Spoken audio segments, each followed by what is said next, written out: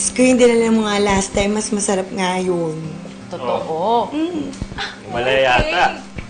Hi, Han. Walang gera. Bakit? Ayaw mo ba ng ceasefire sa bahay na to?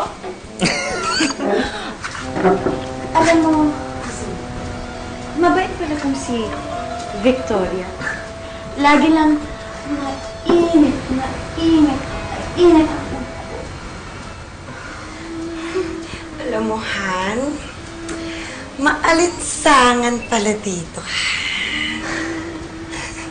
Okay yan. At least kapag iniwan ko kayo, alam kong hindi kayo mag-aaway, wala akong maaabot ng gera. Aalis ka? Saan ka punta? Kasi naglalambing ang nanay eh. Kailangan ko siyang puntahan ngayon sa Bulacan. Alam niyo naman kapag naglambing ang nanay, kailangan puntahan. Okay lang ba yun sa inyo? Oo naman. Ang bait naman ng mga... ang bait ng mooncake. Ang bait ng honey.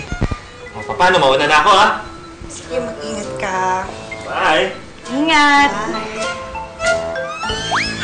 Victoria, alam mo ba? Nakakamiss talaga si Mooncake. Sana umuwi na siya bukas. Ako, ano ka ba naman? Masanay ka na doon. Mamas boy yun eh. Konting tawag lang ng nanay nun. Ha, matatalanta yun. Ano yun?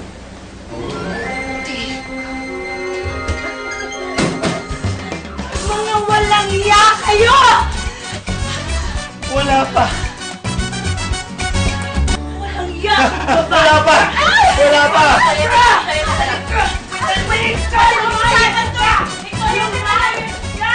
Lumayos ka, malansita! Malansita! Victoria! Amin ka! Wala yun, Nani! Wala yun! Wala yun! Nakita mo naman, magkasama na kami. Wala naman, di ba? Tatatluhin mo pa kami? Dalawa na nga kaming misis! Hayop ka! Wala Lalayas yun! ako! Lalayas ako sa mamamahay na ito! Lalayas ka! Bakit mo ako binitawan? Eh gusto mo lumayas ka ba? Hindi lumayas ka! Bitawan mo ako! Lalayas talaga ako! Honey! Ewan ka! Oo! Isa ka pa! Wala yung nakita. Wala rin yun. Wala. Alam niya, nakalimutan ako. Kukunin ko lang yung akin! Eh, mahal niya, di ba?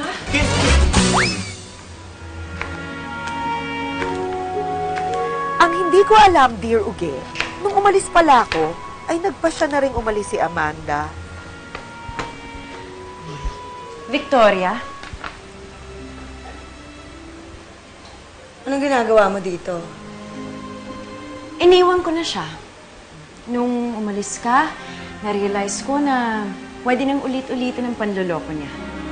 Hindi ko yata kaya yun. Hindi kita kasing tapang. So, anong plano mo? Gusto kong puntahan si Joselito. Gusto ko siyang gantihan.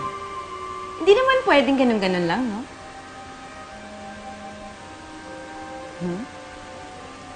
Parang gusto ko yan. Panahon na para putulin natin ang pinagmamalaki niya. Tama ka dyan.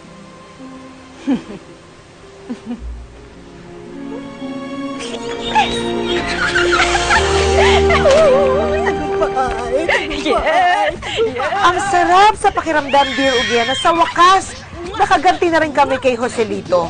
Ang saya lang na finally, na-realize po namin na hindi namin kailangan ng isang tulad niya para sumaya. Pinutol na po namin ang ugnayan namin sa kanya, kasabay ng pagputol namin sa buhok niya.